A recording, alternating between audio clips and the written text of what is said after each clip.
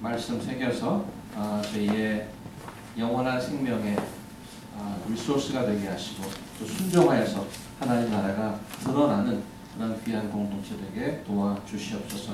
어수선한 마음 한 사람 한 사람 성령께 집중하게 하시고 말씀을 듣는 것으로 또 하나 되게 도와주시옵소서.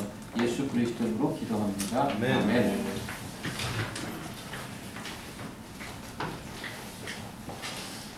그동안 사도행전에서 크리스찬 교회의 가장 위협이 되었던 것은 유대교의 지도 권력이었습니다.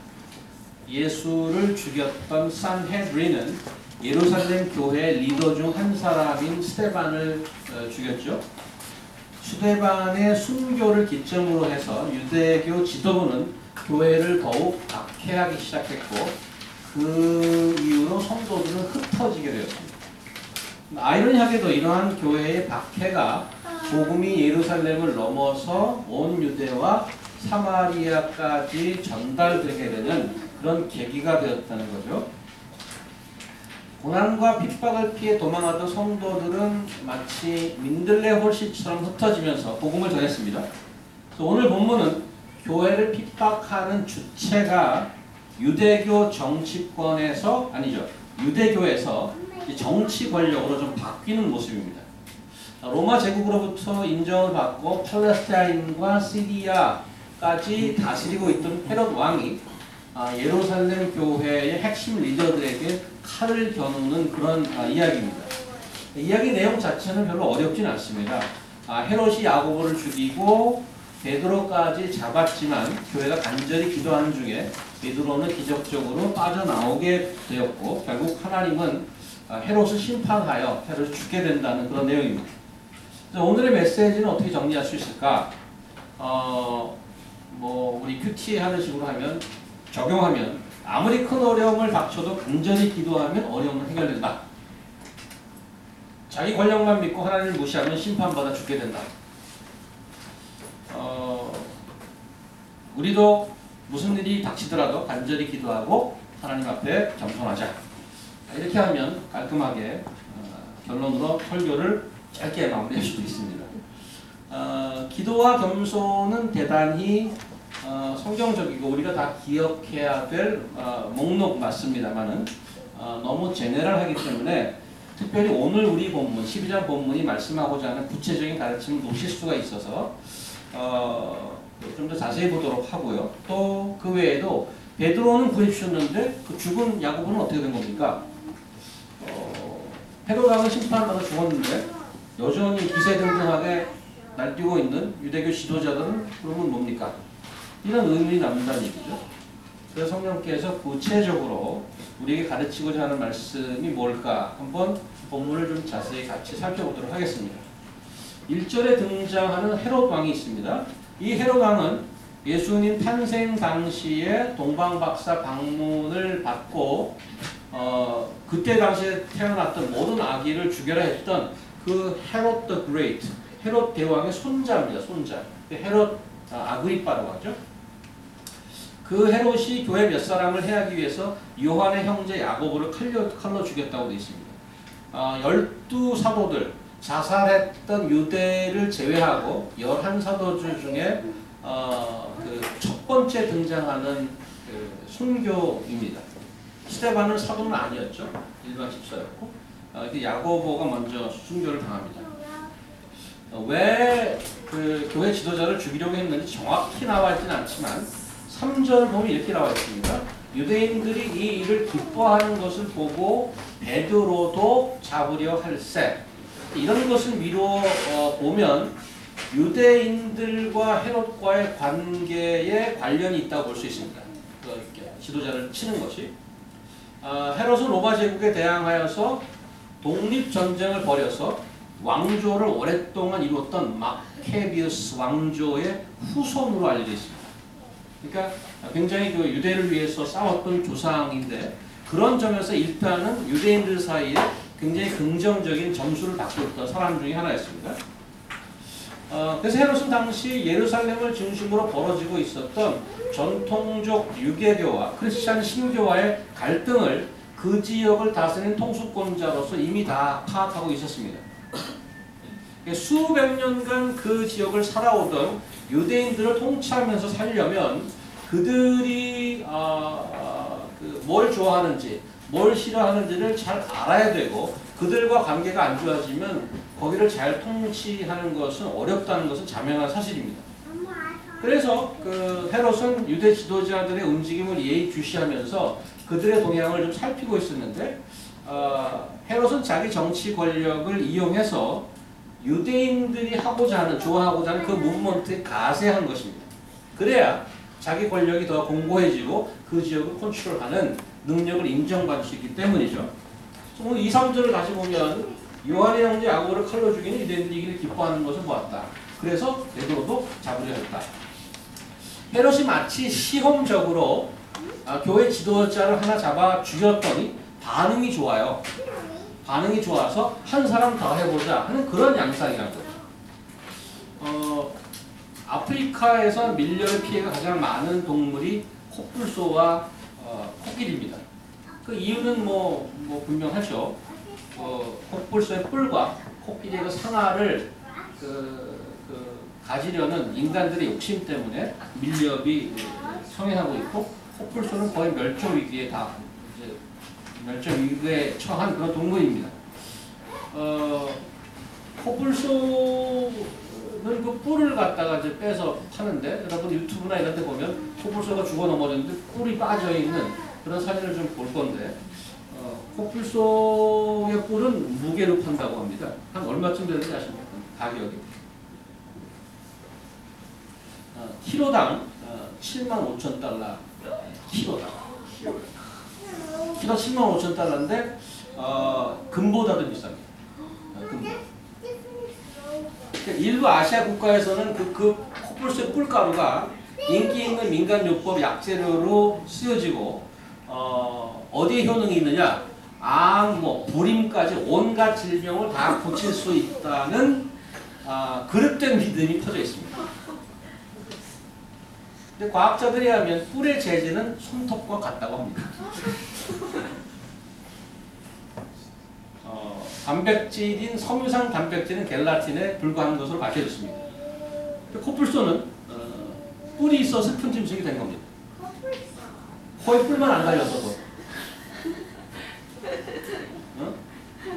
코에 뿔만 안 달렸어도 그렇게 극성스럽게 밀렵은 당하지 않았을 텐데 저의 상상력이 동의할지 모르겠습니다만 야고보의 순교와 베드로의 구금이 이런 것 같은 생각이 들어요. 헤롯은 유대인들이 좋아하니까 사냥하듯이 교회를 핍박하는 거예요.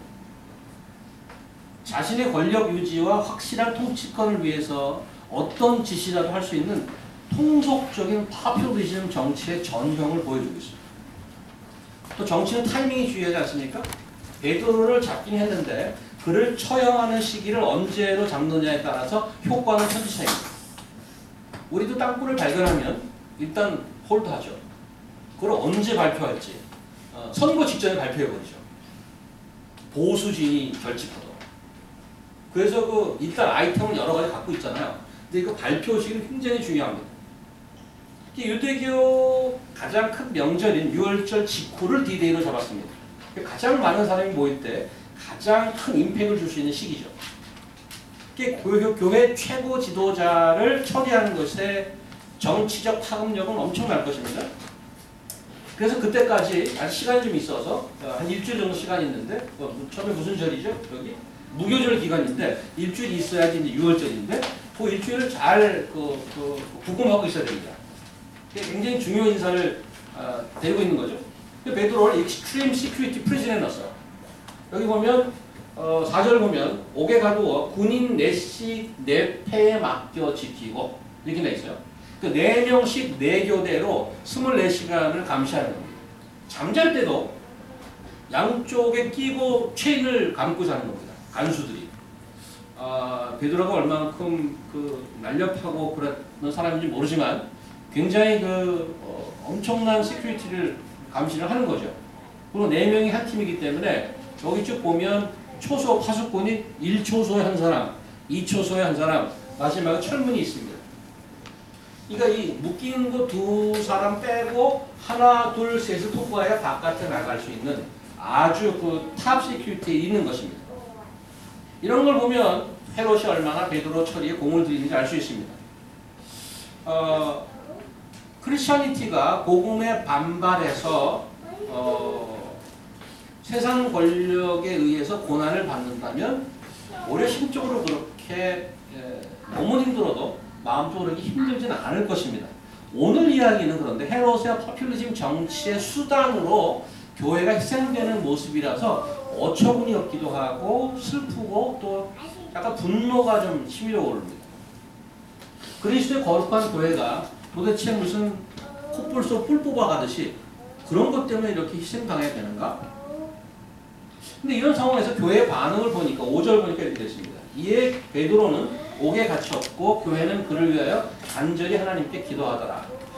사실 교회로서는 힘이 연약한 교회로서는 할 수 있는 옵션이 별로 없습니다. 그래서 간절히 하나님께 기도했다 이렇게 되어 있습니다. 우리도 살아가다가 종종 이런 상황에 빠집니다. 어떤 상황에 처해서 가만히 둘러보니까 내가 할 수 있는 옵션이 하나씩 줄죠. 이것도 해보고 저것도 해보는데 할 수 있는 일이 없어요. 그래서 어쩔 바 모를 정도로 어려운데 상황이 그냥 기도할 수밖에 없는 그런 상황이 되죠.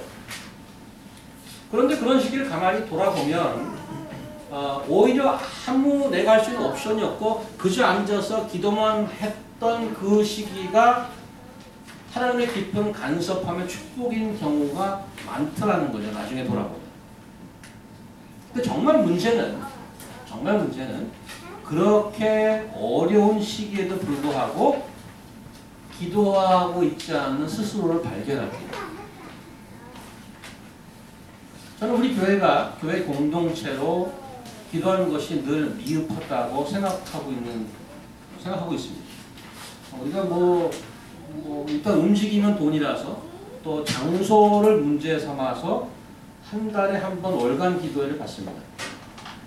지금껏 제가 머릿속에 기억하는 그냥 대충의 통계를 보면 3명에서 10명 사이 모입니다. 월간 기도회를 하면 물론 각자 사는 자리에서 열심히 기도하겠지 하는 심정으로 사람 수에 영향받지 말자 하고 기도회를 갔습니다만은 전 여러분께 오늘 한번 물어보고 싶습니다. 기도하시느냐고. 각자 위치에서 그 기도 제목을 들고 기도하시느냐고. 걱정은 많이 하는 건 제가 알고 있어요. 걱정은 많이 하죠. 스트레스도 엄청 받습니다. 그래서 하루가 멀다고 걱정이 파도처럼 밀려왔다가 밀려가죠. 그런데 그런 것을 내어놓고 실제로 주님 앞에 내놓고 기도하냐 말이죠. 일주일에 공예배 한번 나오는 것으로 제 의무 가운데 일단 하고 머릿속에 걱정과 바램과 원망이 가득 차서 돌지요. 잘 들으시기 바랍니다. 기도가 내 문제를 해결하고 원하는 것을 받아내는 결제 수단이나 매직이 결코 아니라고 제가 누차 성경 공부를 통해서 말씀을 드렸습니다. 하지만 기도하지 않는 사람은 어떤 일이 내게 일어나도 이루어지지 않는 것과 결과가 똑같습니다. 왜 그러냐면 기도하지 않으면 하나님이 이루고 계시는 것이 하나도 안 보입니다. 일어나더라도. 오늘 베드로의 기적적인 구원을 보면 심지어 16절 보세요. 뭐라고 되어 있냐면 베드로가 문 두드리기를 그치지 아니하니 그들이 문을 열어 베드로를 보고 어떻게 놀라는지라. 이 재밌는 현상이에요. 베드로를 구해 주시옵소서 해서 이제 누가 두들겨. 베드로 왔어요. 그런데 야 미쳤네요. 자 조용히 해. 기도하게. 베드로를 구해 주십시오. 아니 글쎄 조용히 기도하는데 베드로가 계속 두들기죠. 문 열어줘서 베드로가 깜짝 놀라서 어우 되는 거 귀신이다. 이 코미디예요. 본인이 기도하고 있어서 기도가 들어지는데 깜짝 놀라요. 기도가 들어져요. 그래서 기도하면서도 믿지 못하는 어처구니 없는 믿음의 기도였습니다. 이런 말이 되는가 모르겠습니다만 불신앙의 기도예요. 불신앙의 기도. 이게 매치가 되나 모르겠습니다. 링귀스틱하게 스피킹. 말이 됩니까? 베드로가 감옥에 빠져나가서 어떻게 했는지 아십니까? 베드로의 행적을 보면 굉장히 인트레스팅합니다. 10절 보시면 제일 마지막 줄에 야고보와 형제들에게 이 말을 전하라 하고 떠나 다른 곳으로 간다. 잠적했어요. 거기에 가서 붙어서 같이 기도한 게 아니고 잠적해버렸어요. 그래서 제가 찾아봤어요. 베드로가 어디를 갔나. 근데 성경에 안 나오더라고요. 잠적해서 어디로 갔는지. 그래서 제가 코멘트를 읽어봤어요. 근데 이 누가가 히스토리안 아닙니까? 굉장히 모든 자료를 종합해서 일장에 보면은 그거 아주 디테일하게 인베스티게이트하고 그것을 스테이트했다고 되어 있는데 어떤 커멘트를 보니까 아주 재밌는 말이 있어요. 심지어는 누가도 어디 갔는지 몰랐다 이렇게 돼 있어요. 그러니까 이게 얼마나 무서웠는데 완전 잠수를 탄 거예요. 그 정도로 베드로는 두려워했어요. 나중에 사도행전에 그 할례 때문에 문제가 나올 때 잠깐 한번 등장합니다. 베드로가. 그러고 사라져요. 그리고 베드로는 여기 더 이상 안 나옵니다. 근데 그럼에도 불구하고 베드로가 그렇게 무서워서 도망갔음에도 불구하고 베드로는 적어도 혼자 잠적하기 전에 기도하러 모였던 성도들에게 자기가 하나님의 손길로 빠져나왔다는 것을 말하고 사라졌어요. 말하고. 잠적할 건데 무서워서 잠적할 거면서 왜 그에게 거기 가서 굳이 할까 그런 거예요. 그냥 없어지면 되지. 왜 그럴 것 같아요? 왜 그러냐면 분명히 하나님 보내셨다고 생각하는데 왜 그러냐면 그들의 기도가 들어졌음을 알리는 거죠. 들어졌음을 알리는 거죠. 그래서 기도하는 사람은 하나님의 기도가 들어진 것을 보고 아는 사람. 기적을 바라보는 세상의 시각은 어떨까요? 19절 보세요. 헤롯이 그를 찾아서 보지 못하며 파수꾼을 신문하고 죽이라 명하니라. 헤롯이 유대를 떠나 가이사랴로 내려가 머무니라. 두 겹, 세 겹으로 사람을 파수꾼을 세웠는데 사람이 없어졌어. 그리고 야 기적이다 이렇게 평가하지 않고 로마 법은 어떤 크리미널을 잡았는데 이 사람이 도망가면 어떻게 어중하냐면 똑같은 벌을 그 파수꾼에게 사형이면 사형, 50대면 50대, 3년이면 3년 그렇게 때려요. 근데 여기 뉘앙스를 보면 뭔가 하면 그렇게 양쪽으로 묶어놓고 이중 삼중으로 했는데 빠져나갔다는 것은 너 뇌물 먹은 거야 이런 거예요. 하나님의 기적을 기적으로 보는 그룹이 있는가 하면 하나님의 기적을 뭐래? 뇌물수수의 결과를 보는 그룹이 있단 말이죠. 믿는 자들도 마찬가지입니다. 기도를 하면서 오늘 보시다시피 자기 눈앞에 기도가 들어져도 못 믿는 엄청난 기막힌 믿음인데 하물며 기도 안 하면 아무것도 보이지 않습니다. 여러분들 오랫동안 예수 믿는다 그러고 교회 나온다 그러고 왜 여전히 힘들까? 이런 의문 나지 않습니까? 난 왜 여전히 힘들까? 오늘 본문을 가지고 묵상하고 해석해낸다면 나의 바램과 걱정만큼 기도가 없기 때문입니다. 우리가 그동안 받은 은혜를 생각하면 엄청나죠. 그럼에도 힘든 이유는 그것이 하나도 안 보이는 거예요. 왜? 기도하지 않기 때문에. 기도는 마치 보이지 않는 하나님의 일하심과 만지심을 감지하는 센서입니다. 그 센서가 없으면 어떻게 돼? 영어로 하니까 senseless가 되는 거죠. 죽은 것과 방불합니다. 그래서 무시로 기도하는 이는 하나님이 하시는 보이지 않는 모든 일을 다 잡아내는 거죠. 기도하는 사람. 다 잡아내는 거예요. 그래서 무시로 기도하는 사람은 은혜가 충만한 거죠. 왜? 그게 다 보이는 거죠. 무시로 걱정하는 사람은 스트레스로 충만한 거예요. 왜냐하면 뭐가 오고 뭐가 가는지 답답한 거예요. 안 보여 하나도. 그게 소경과 같습니다. 저희가 아무리 멋진 말로 교회 캐치프레이즈를 만들고 좋은 분위기에서 함께 교제한다고 해도 사실 기도가 없으면 소망이 없습니다. 개인도 교회도 마찬가지입니다. 여러분과 제가 현재 겪는 상황 있잖아요. 상황. 그 상황은 사실은 외적 상황이 아닙니다. 기도를 하는가 안 하는가에 따른 영적 상황을 제가 겪고 있는 겁니다. 이런 외적 상황, 객관적인 외적 상황이 있어요. 실제로 내가 겪는 상황은, 왜냐하면 하나님이 인도하고 하나님이 말씀을 주고 하나님이 인도하는 자는 기도하는 자로 이 상황을 뛰어넘는 하나님의 은혜를 보는 자라고 그랬잖아요. 근데 이게 안 보이면 이거가 힘들어지는 거잖아요. 그러니까 내가 지금 겪는 상황이 이 외적 상황이 아니고 더 한 칸 위에 영적 상황을 겪고 있는 거란 말이죠. 기도하는 사람은 사실 외적 상황에 뭐 우리 인간이기 때문에 100% 자유롭다고 할 수 없지만은 별로 영향을 받지 않습니다. 그래서 성경은 이렇게 명령하지 않습니까? 여러분 한번 외워볼까요? 누가 외울까요?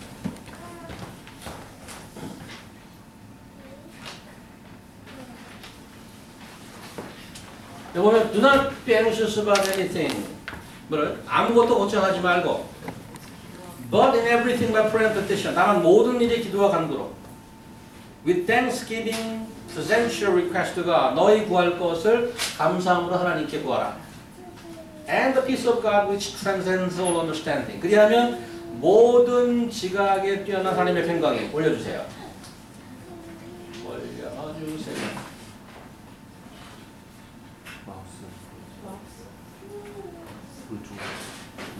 마우스가 죽었어요?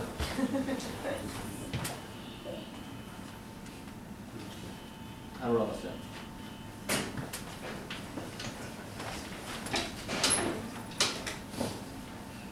자, and the peace of God which transcends all understanding.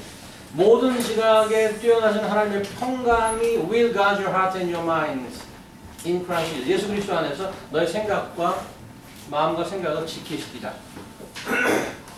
이 구절에 보면 두 가지가 대조되고 있는데 기도와 뭐가 대조된다고요? 기도와 뭐가 대조돼? 대조. 기도와 걱정이 대조되고 있어요. 기도와 걱정. 걱정하지 말고 기도하라잖아요. 하나님의 나라에서는 두 가지가 공존하지 못한다고 얘기하는 거예요. 그러니까 either you worry or pray. 기도하거나 걱정하거나 둘 중에 하나죠. 하나님의 평강을 누리거나 늘 불안에 떨거나.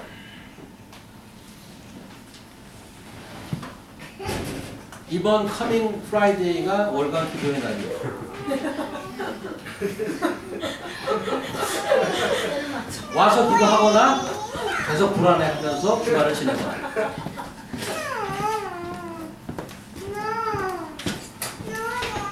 아, 목사님 기도가 어려워요. 어떻게 해야 기도를 잘할 수 있습니까? 아유, 성경을 어떻게 잘 얘기하잖아요. 성경을 잘 읽는 방법 무한. 성경을 편다. 성경을 안 펴거든요. 아니, 펴질 않아. 어떻게 기도 잘할 수 있습니까? 기도하러 와야죠.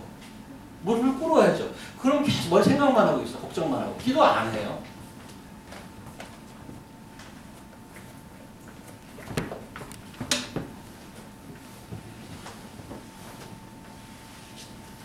이번 금요일 케이타운에 와서 그동안 못했던 기도 다 하시고. 제가 기도하면 그 센스가 생긴다 그래요. 센서예요, 센서. 그 보이기 시작합니다. 기도 안 하면 블라인드가 돼요. 그래서 불안하고 답답합니다.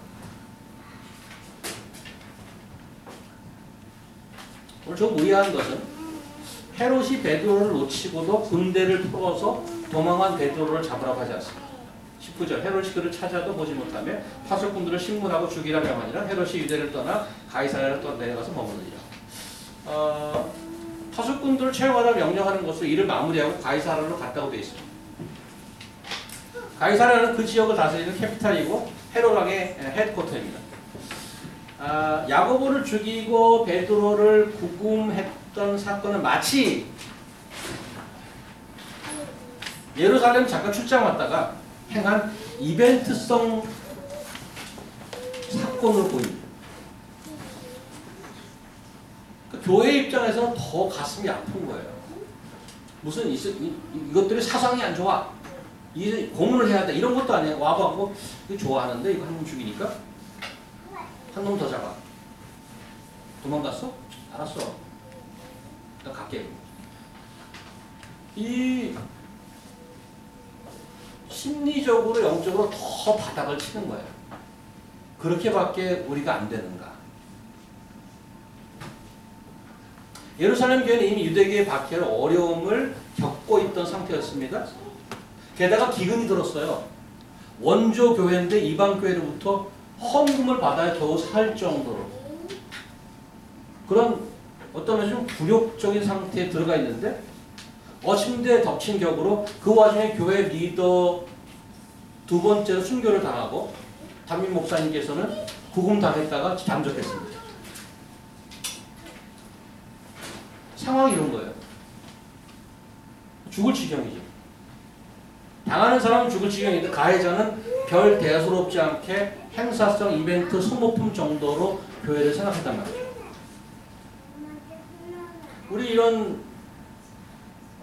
우리 대단하게 믿음을 갖고 있는 것 같지만 세상과 믿음이 없는 주변에 우리 그렇게 볼 수 있어요. 어떻게 받아들여야 하느냐이죠. 한 가지 소망이 있다면 오늘 전체 내용 단 한 가지 소망이 있다면 교회가 간절히 기도하게 된 그 상황으로 들어갔다는 것이고 리더가 빠져나오면서 하나님이 하셨어 하고 말 던진 거 그밖에 없어요.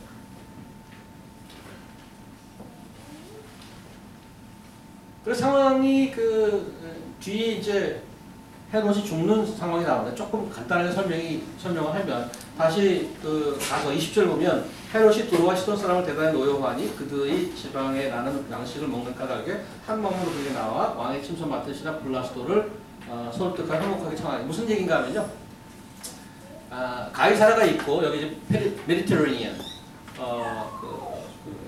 지중해를 접해서 해변 도시 가이사라가 있습니다. 그 위에 두로와 시돈이 있어요. 가이사라가 이 두로와 시돈은 밑에 팔레스타인 지방에서 나오는 모든 그 물자들을 공급받아야 살 수 있는 도시였습니다. 근데 중간에 가이사라에서 카트하면 그 물자를 받을 수 없습니다. 군수 루트를 팔수하면. 근데 위에 애들이 마음에 안 들어. 그러면 공급선을 이제 카트하는 겁니다. 그래서 애들이 깜짝 놀란 거죠. 아이고. 그래서 온 거예요, 이벤트에서. 모여서 비비러 오는 겁니다, 지금. 이제 그 상황입니다. 그래서 이제 옷을 입고 나왔는데, 휘황찬란하게 이제 나왔는데, 이거는 뭐 인간의 모습이 아니네요. 신의 모습이네요. 하고 플래터링을 한 거예요. 근데 그것을 디나이 하지 않았습니다. 자기가 신이라는 것을. 그렇지. 이제야 니놈들이 나를 알아보는구나. 그런데 이제 벌레가 먹어서 죽었다고 되어 있는데, 갑자기 이제 하나님께 영광 돌리지 아니하므로 주에서야 오치니 벌레에 먹여 죽였더라.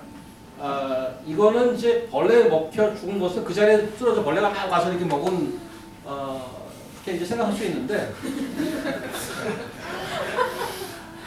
일종의, 관용구입니다, 관용구. 벌레 먹어서 충이 먹어 죽었다는 것은 우리나라식으로 표현하면 저놈 천벌 받았어 이런 거예요. 말하자면.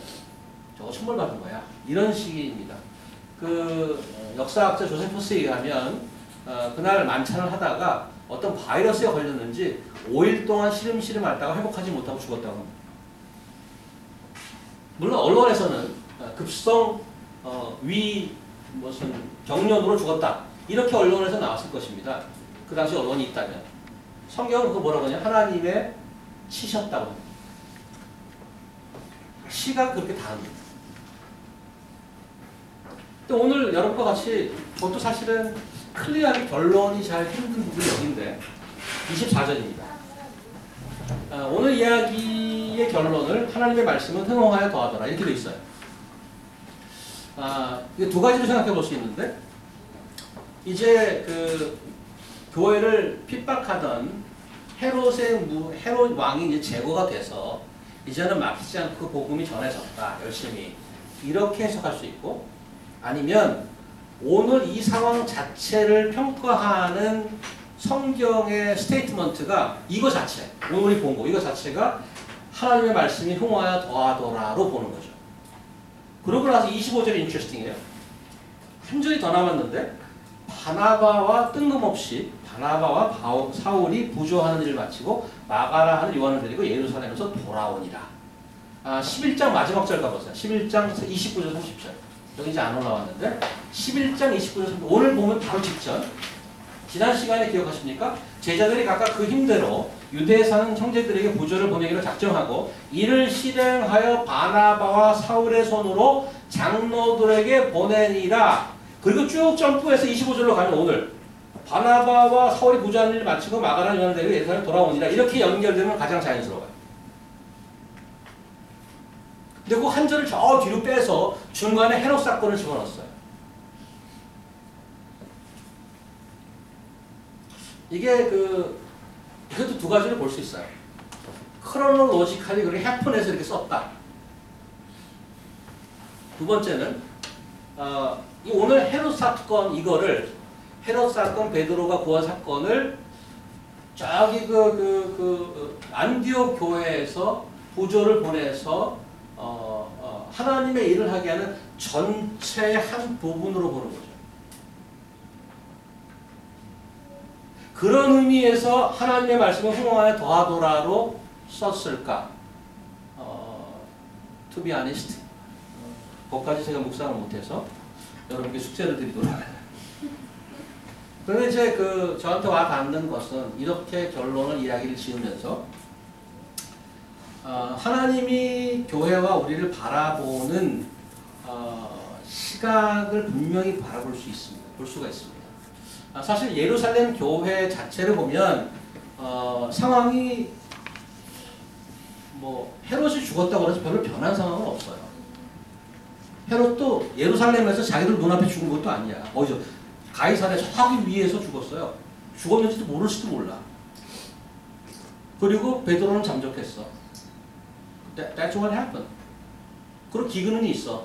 그리고 헌금은 받았어. 겨우 먹고 살았어. 그런데 성경의 평가는 하나님의 말씀을 흥황하게 더하더라. 무엇을 보고 성경은 이렇게 얘기했을까? 포지티브한 복처가 별로 없음에도 불구하고 하나님께서는 이거를 그렇게 평가했어요.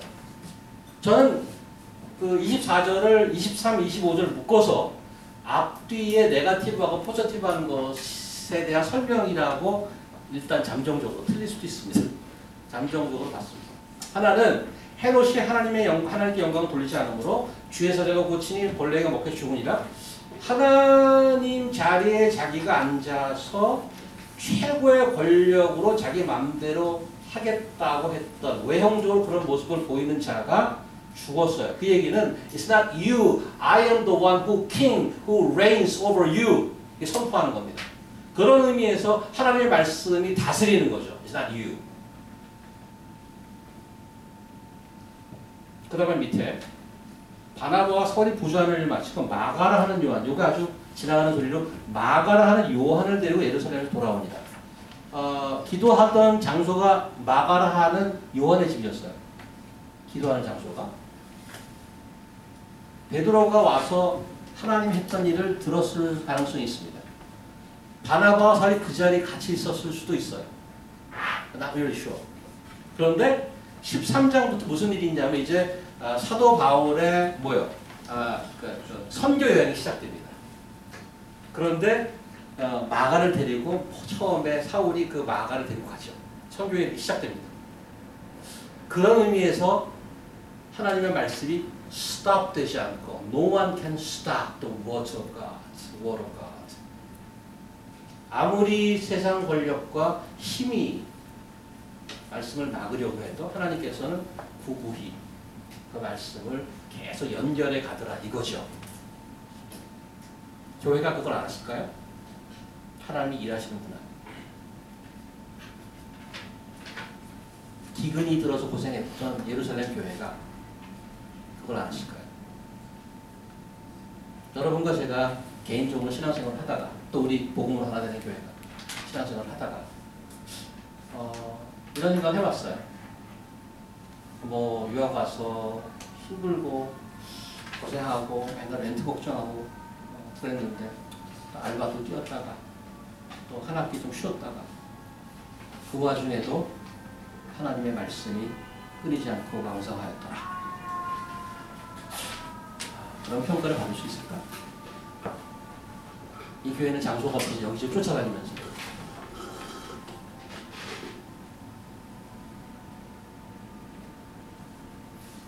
어느 날은 부킹이 안 돼서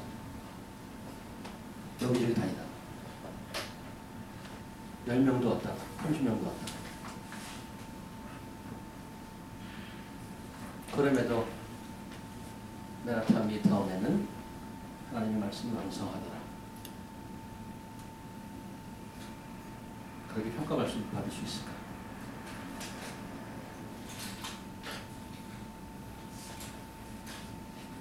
약한 것 같으면서도 하나님의 말씀을 지켜내고 결코 망하지 않고 살아내는 교회. 강한 것 같으면서도 순식간에 무너지는 권력. 그 두 가지를 동시에 오늘 말씀에 보면서 14절 선포하죠. 하나님의 말씀은 흥황하여 더하더라. 여러분의 삶이 케오스, 좋은 자기 나라를 떠나서, 부모를 떠나서 한 번도 안정이라는 단어를 써볼 수 없이 다음 달에, 내년에 어떻게 거취도 정하지 않은 채 살아오면서 하나님은 나를 뭘 보고 있을까? 그런 와중에 우리 딸, 우리 아들의 주변에 말씀이 떠나지 않더라. 그를 통하여 말씀이 흥황하여 나아가더라. 2000년간 이름도 없이 빛도 없이 수많은 증인들에 의해서 말씀이 패스 다운되고 바톤이 옮겨지고 여러분과 저에게까지 왔습니다. somehow. 그 말씀이 우리 안에서 스탑돼서 고사될지 아니면 계속 흥황해 나갈지 기대가 됩니다. 기도하시겠습니다. 하나님 감사합니다. 아무도 볼 수 없는 그런 어려운 상황에서 성경은 분명히 기록해 주었습니다. 하나님의 말씀을 흥황하여 더하여 가더라. 그게 우리 눈에 보이겠습니까? 아버지 앞에 기도하고 무릎 꿇는 자 되게 도와주시옵소서. 그래서 하나님의 하시는 일이 분명히 보이고 상황을 뛰어넘고